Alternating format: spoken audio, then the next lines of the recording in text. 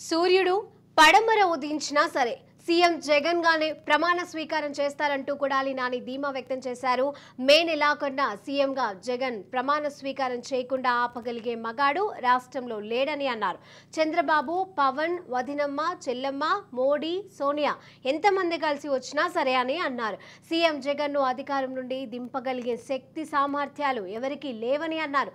Jagan psycho అని ప్రతిపక్షాలు ఎలా అనగలుగుతున్నాయని కొడాలి ప్రశ్నించారు. 16 నెలల తర్వాత కూడా అదే చిరునవ్వుతో బయటకు వచ్చారని కొడాలి నాని అన్నారు. 58 నెలల పాలనలో ఆర్థిక సమస్యలు తలెత్తినా, కరోనా ఇబ్బందులు వచ్చినా ప్రజలకు ఇచ్చిన మాట తప్పకుండా జగన్ పాలించాడని అన్నారు. అదే చంద్రబాబు అయితే ఇంట్లో పడుకొని కరోనా కష్టాలతో ప్రజలను పస్తులుంచేవాడని ఎద్దేవా చేశాడు.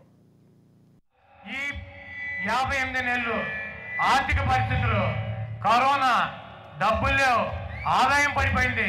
ఏ రోజైనా వంక పెట్టి ఒక్క 5 పైసల పిల్ల చెప్పినటువంటి మాట నాపాడా? అదే ఈ దుర్మార్గుడు చంద్రబాబు అయితే ఏం చేసేవాడు? కరోనా కష్టాలని ఇటు తిని దున్నపోతులు ఇంట్లో పడుకుని డబ్బులు లేవని చెప్పి మా అన్న పస్తులు పడుకోబెట్టేవాడు.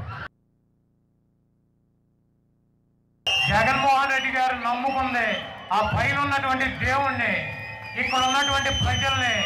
నేను మంచి చేస్తే నాకు ఓటేయండి అని చెప్పి దమ్ముగా ధైర్యంగా మాట్లాడగలిగినటువంటి ఏకైక ముఖ్యమంత్రి భారతదేశ చరిత్రలోనే జగన్మోహన్ రెడ్డి గారు.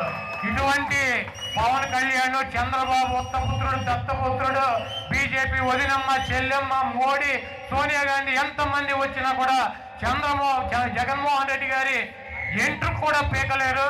ఈ రాష్ట్రంలో జగన్మోహన్ రెడ్డి గారిని అధికారంలోంచి ఎంచగలిగినటువంటి శక్తి సామర్థ్యాలు ఎవరికీ లేవు.